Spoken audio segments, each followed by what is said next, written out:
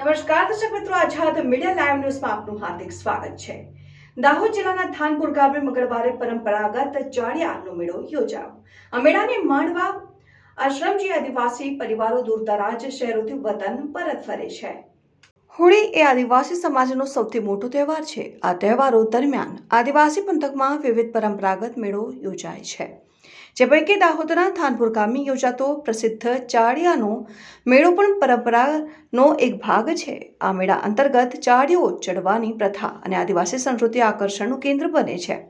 મજા તો ક્યારે આવે છે જ્યારે પુરુષો મેળાની વચ્ચે આવેલા આંબાના ઝાડ ઉપર ચડવા જાય છે અને મહિલાઓ મેળાના ગીત ગાતા ગાતા નીચેથી પુરુષો પર સોટીઓ વરસાવે છે। નિસંતાન પુરુષોમાં ચાળીઓ ચડવાની હોડ લાગે છે। માન્યતા છે કે ઝાડ ઉપર ગોળ 501ની રોકડ અને શ્રીફળની પોટલી જે પુરુષ ઉતારી લાવે તેને ત્યાં પારણું બંધાય છે। થાનપુર તાલુકા કક્ષાનો આ સૌથી મોટો મેળો હોવાથી તેમાં રાજકીય મહાનુભાવો પણ જોડાય છે। આ વખતે મેળામાં રાજ્યસભાના મંત્રી બચુભાઈ ખાબડ વિશેષ ઉપસ્થિત રહ્યા હતા। આ એક દિવસીય મેળાને માણવા સવારથી જ મોટી ભીડ જોવા મળતી હોય છે।